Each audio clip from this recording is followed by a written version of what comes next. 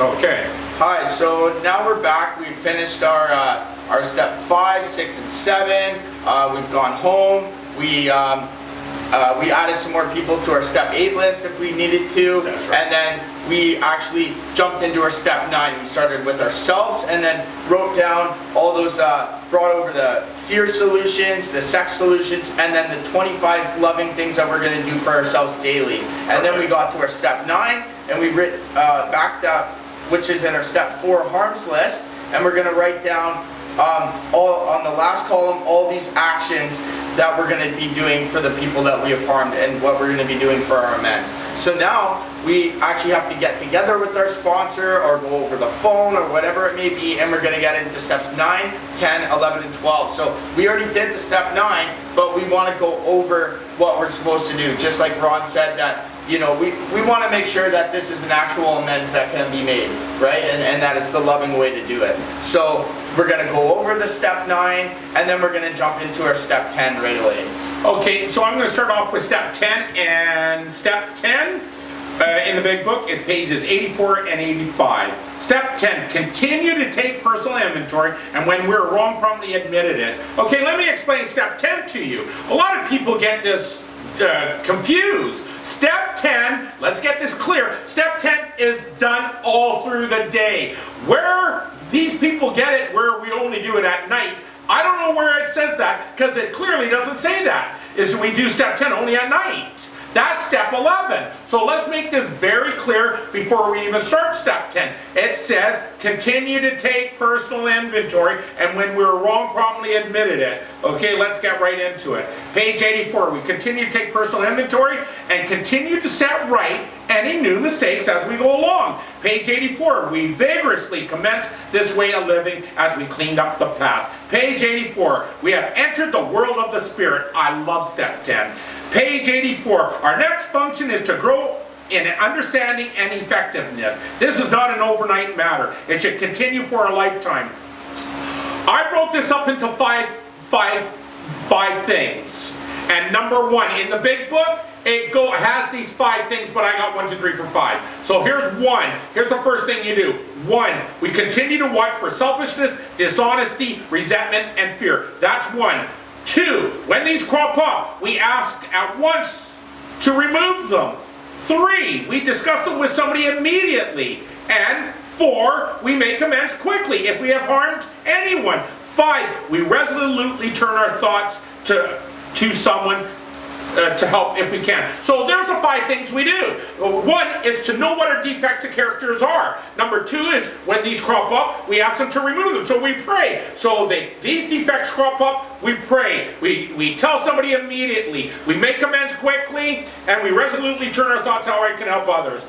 Page 84, I love this page 84. Love and tolerance of others is our code. So the Army is be all you can be. That's their code in life. Be all you can be. We have a code in Alcoholics Anonymous, and our code is love and tolerance of others is our code. Bottom of page 84, step 10. Okay, page 84, and we have to cease fighting everything or anyone, even alcohol. Page 84, by this time, sanity will have returned. Page 84, we'll seldom be interested in liquor. If tempted, we recoil from it as from a hot flame. We react sanely and normally. Page 85, we will see how our new attitude towards liquor has given us without the thought or effort on our part. It just comes. That's a miracle of it. Page 85, we're not cocky nor afraid. That is our experience. That is how we react so long as we keep spiritual condition. Page 85, it is easy to let up on our spiritual program of action and rest on our laurels. We are headed for trouble if we do, for alcohol is a subtle foe. We're not cured of alcoholism. Page 85, my favorite. What we really have is a daily reprieve. A reprieve is a gift. So what we really have is a daily gift. But it says what we really have is a daily reprieve contingent on the maintenance of our spiritual condition. Every day is a day we must carry the vision of God's will into all our activities. How can I best serve thee? Thy will, not mine, be done. Page 85. If we have carefully followed directions, we have begun sense the flow of his spirit into us. That's step 10. Okay, Bobby is going to take over with step 11. Go ahead, Bobby. Okay, so step 11, pages 85 to 88. Sought through prayer and meditation to improve our conscious contact with God as we understood Him, praying only for knowledge of His will for us and the power to carry that out. And right here we have prayer is talking to God and meditation is listening. And we've learned that God is in our heart, so we're listening to our heart, right? I need to pray, I need to talk to God, and I need to meditate, which is listening to my heart. Love it. And okay, so let's go on here. So page 85, step 11 suggests prayer and meditation. Page 86, it works if we have the proper attitude and work at it. Page 86, when we retire at night, we constructively review our day. So I want to explain here that this is step 11 and at night. And in the big book, they actually have it first. And step 11 and at night is so important. It is very important. You know, on awakening is important as well. All the steps are important as well. But step 11 at night is one of the most important steps that we need to be doing because we're reviewing our day. You know, we talk about that we have one day at a time, right? We live one day at a time.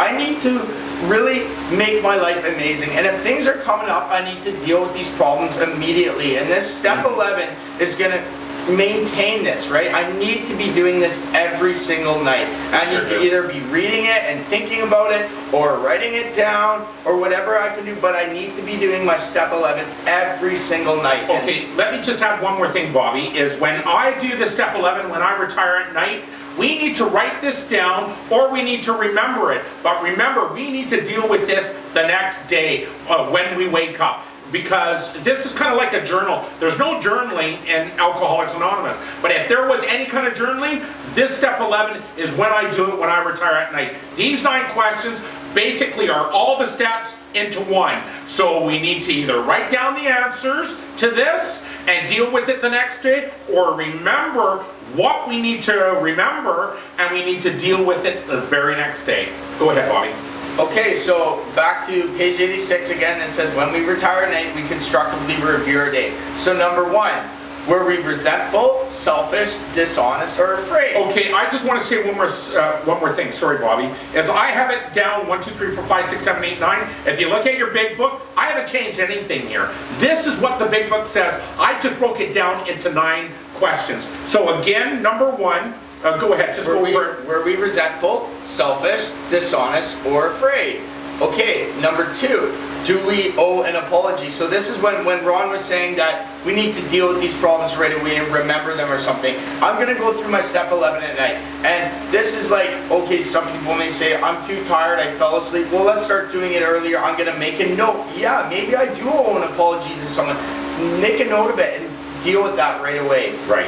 And maybe not that night because it's probably too late, right? But the next day. Yeah. Number 3, have we kept something to ourselves which should be discussed with another person at once? So this is at once. So this is something that, say I'm doing my step 11, something comes up. You know what? I may text Ron and he may be sleeping, but at least I'll say, hey Ron, something came up in my step 11. I need to be discussed with, or this needs to be discussed with another person at once. He may see this text message the next day, but he knows, and I made note of it, so I'm dealing with it. Yeah. Then the next thing, were we kind and loving towards all?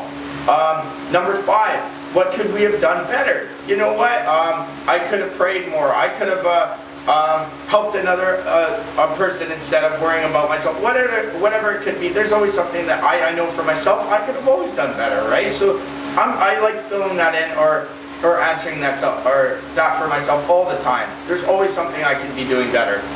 Number 6, were we thinking of ourselves most of the time?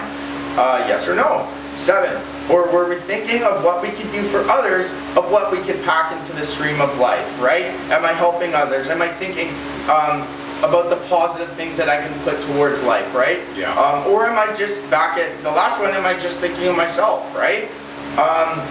Number 8, but we must be careful not to drift into worry, remorse, or morbid reflection for what would diminish our usefulness to others. And then we get to number 9 here, and it says, after making a review, we ask God's forgiveness. So I'm going to ask for God's forgiveness, and I'm going to inquire what corrective measures should be taken. and that's my step 11 at night. And I need to be doing this every single night. It is very important, and we need to deal with our problems right away. I was at a roundup once, and I asked everybody at the roundup, I said, does anybody do step 11 on the awakening or when I retire at night? So I got everybody to put up their hands. And probably about 70% of people thought the awakening was more important than when I retire at night. Let's just get this very crystal clear. When I retire at night is way more important because it packs in all the 12 steps that night. I need to have that information every single night. I'm not saying on the awakening isn't as important. I'm saying when I retire at night is really, really important. And I also tell people, Bobby, is when people are kind of like straying away from the steps or, you know, maybe not doing so well, this is the very first step I get them to do is get back to your step 3, your steps 2 and 3, your step 7, your step 9, and your 10, 11, and 12. But your step 11 when I retire at night.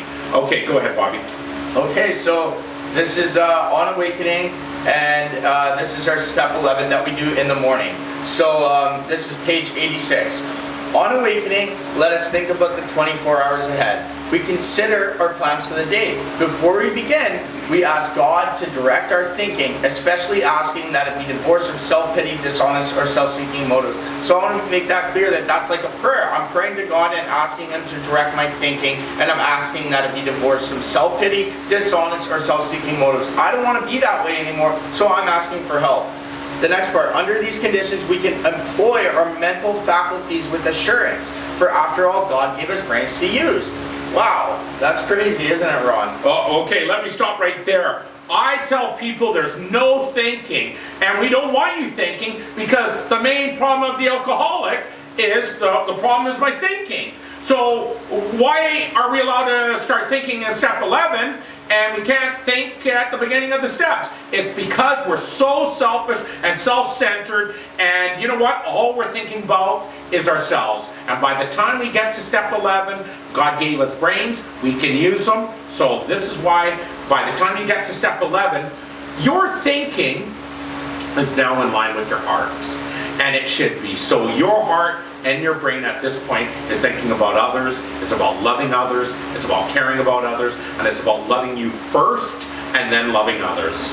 Okay, Bobby. Okay, so again, under these conditions, we can employ our mental faculties with assurance, for after all, God gave us brains to use. Our thought life will be placed on a much higher plane when our thinking is cleared of wrong motives. Wow. And thinking about our day, we may face indecision. We may not be able to determine which course to take. So here again, another prayer. God, or here we ask God for inspiration and intuitive thought or decision. So God, I ask for inspiration and intuitive thought or decision. We relax and take it easy. We don't struggle. We are often surprised how the right answers come after we have tried this for a while. What used to be the hunch or the occasional inspiration gradually becomes a working part of the mind. It's telling me, you know what, I'm going to slowly start. Ron just explained it crystal clear. You know, I'm slowly not being selfish and self-centered. I'm thinking about others. I'm working these steps, and it's laid out like this, and I'm living with God, right? I'm living with God in my heart. I can actually start, the occasional inspiration gradually becomes a working part of the mind. But it says here, being still in experience and having just been conscious contact with God, it is not probable that we are going to be inspired at all times. We may pay for that, or we might pay for this presumption in all sorts of absurd actions and ideas. But here, nevertheless, we find that our thinking will, as time passes, be more and more on the plane of inspiration. We come to rely upon it, right? That just floors me. Knowing that the more that we work this stuff in our lives, my thinking is going to become more on the plane of inspiration, and I actually come to rely upon it with living in my heart. That is amazing. So we usually conclude the period of meditation with a prayer that we be shown all through the day what our next step is to be, that we be given whatever we need to take care of such problems. We ask especially for freedom from self-will, so we make sure that we add that in there. We're going to pray, we're going to do our step 3 or step 7 prayer, whatever prayer we may want to do there after. And then we're going to want to add in freedom from self-will. You know, I'm going to do my step 3, step 7, and then gotta ask for freedom for my own self-will, whatever it may be. But we are careful to make no request for ourselves only, and we may ask for ourselves, however, if others will be helped. We are careful never to pray for our own selfish ends. Many of us have wasted a lot of time doing that, and it doesn't work. You can easily see why.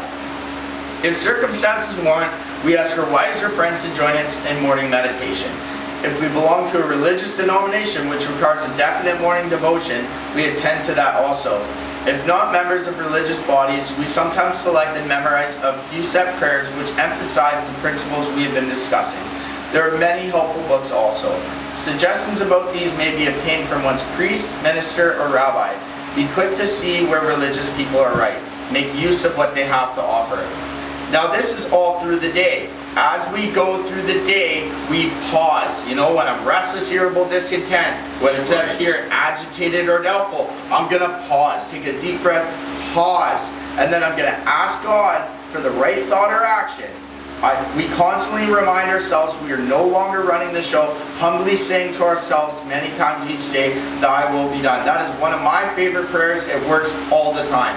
We need to pause when we're restless, irritable, discontent, agitated, or doubtful. Right on. Okay? And that's through the day. Love it. Right on. We are then in much less danger of excitement, fear, anger, worry, self-pity, or foolish decisions. We become much more efficient. We do not tire so easily, for we are not burning up energy foolishly as we did when we were trying to arrange life to suit ourselves. It works, it really does. Love it. We alcoholics are undisciplined, so we let God discipline us in the simple way we have just outlined. But this is not all. There's action and more action. Faith without works is dead. The next chapter is entirely devoted to step 12. Okay, we're going to take a break here, and then we'll come back and start step 12.